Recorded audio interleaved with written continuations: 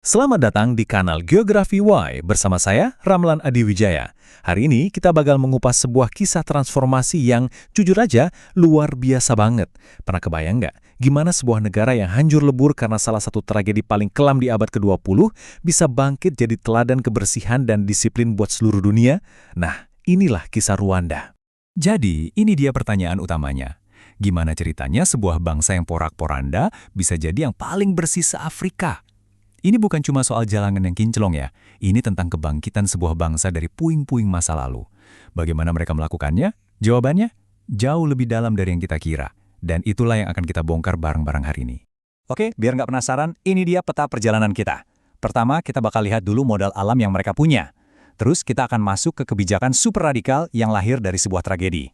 Setelah itu, kita akan menyelami kekuatan komunitas mereka yang unik banget, namanya Umuganda. Dan terakhir, kita rangkum semua bahan rahasia kesuksesan mereka. Siap? Yuk, kita mulai. Perjalanan kita mulai dari dasarnya dulu ya, dari tanahnya. Soalnya, buat ngerti gimana Rwanda bisa sebersih ini, kita harus paham dulu bentang alamnya. Dan ternyata, alam sendiri udah ngasih mereka beberapa keuntungan yang unik dari awal. Rwanda itu sering dijuluki negeri seribu bukit. Dan ini bukan cuma kiasan. Topografinya yang naik turun, bergelombang, dan hijau di mana-mana ini ternyata secara alami bikin penataan kotanya jadi lebih gampang diatur. Beda banget sama daerah yang datar dan luas, di mana kota bisa tumbuh kemana-mana tanpa kontrol.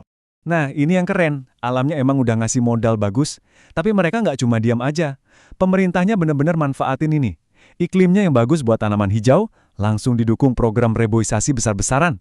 Ekosistem penting kayak lahan basah juga dipulihkan. Jadi ini adalah kombinasi sempurna antara anugerah alam dan kebijakan konservasi yang cerdas.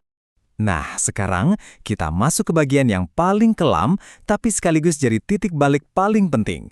Sebuah momen yang sangat tragis dalam sejarah mereka, yang secara paradoks justru jadi pemicu perubahan yang luar biasa.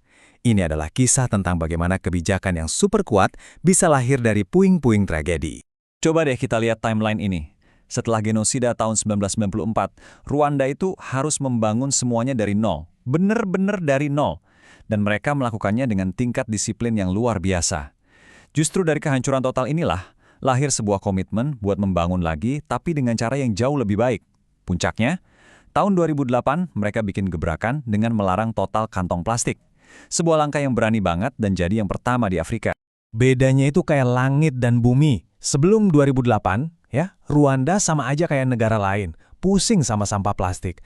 Tapi setelah 2008, mereka jadi contoh buat dunia. Dan ini bukan cuma himbauan ayo kurangi plastik ya. Ini aturan beneran. Kalau ketahuan bawa atau pakai plastik sekali pakai, bisa kena sanksi serius. Jadi poinnya adalah, kebijakan ini dijalankan dengan tegas, menyeluruh, dan tanpa kompromi. Oke, aturan ketat dari pemerintah itu satu hal. Tapi kan nggak bakal jalan kalau warganya nggak ikut gerak, ya kan? Nah, disinilah Rwanda punya semacam senjata rahasia yang luar biasa kuat. Sebuah tradisi lama yang mereka ubah jadi kewajiban nasional. Namanya Umuganda. Artinya aja udah dalam banget. Bersatu untuk tujuan bersama. Tapi jangan salah, ini bukan kerja bakti biasa yang kalau mau ikut silakan. Oh bukan, ini tuh wajib. Ada di undang-undang dan berlaku buat setiap warga dari umur 18 sampai 65 tahun. Mereka harus ikut kerja bakti ini setiap bulan. Ini adalah inti dari semangat kebersamaan Rwanda. Jadi kebayang nggak sih, setiap Sabtu terakhir dalam sebulan, hampir satu negara itu libur bareng. Tapi bukan buat santai-santai, mereka semua keluar rumah buat kerja bareng. Ada yang bersihin jalan, ada yang nanam pohon, ada yang ikut benerin sekolah. Ini udah jadi kayak ritual bulanan yang mengubah kebersihan jadi sebuah aksi persatuan nasional. Nah, kutipan ini benar-benar nangkep esensinya. Di Rwanda, kebersihan itu bukan sesuatu yang dilempar ke petugas kebersihan atau pemerintah aja. Itu udah jadi tanggung jawab pribadi yang dikerjakan bareng-bareng. Udah jadi bagian dari identitas sosial mereka. Beda banget kan mindsetnya? Oke, jadi kita udah lihat bahan-bahannya nih. Alamnya mendukung, aturannya super ketat, dan gotong royong warganya kuat banget. Sekarang, ayo kita satuin semua kepingan puzzle ini buat lihat gambaran besarnya. Kesuksesan Rwanda itu bukan karena satu hal ajaib, tapi sinergi dari beberapa elemen kunci. Kita bisa bayangin kesuksesan Rwanda itu kayak pohon yang kuat ini, ya. Akarnya adalah komitmen buat jaga alam.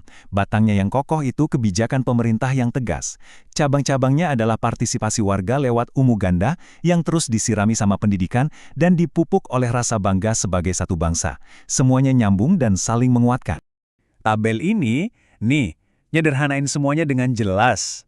Biar suksesnya awet, butuh 4 pilar ini yang bekerja bareng. Ada kepemimpinan yang ngasih arah tegas. Ada partisipasi warga yang jadi motor penggeraknya. Ada budaya yang bikin nilai-nilai ini mendarah daging. Dan ada kesadaran, biar semua orang paham kenapa ini semua penting. Kalau salah satu aja goyang, ya susah. Dan akhirnya, kita sampai di pertanyaan ini. Kisah Rwanda ini kan nunjukin kalau hal yang kelihatannya mustahil itu bisa jadi kenyataan, bahkan buat negara yang sumber dayanya terbatas. Pertanyaannya sekarang buat kita semua, apakah dunia, termasuk kita, siap untuk belajar dari model disiplin, partisipasi, dan kebanggaan kolektif yang udah mereka bangun? Sebuah pemikiran untuk kita renungkan bersama.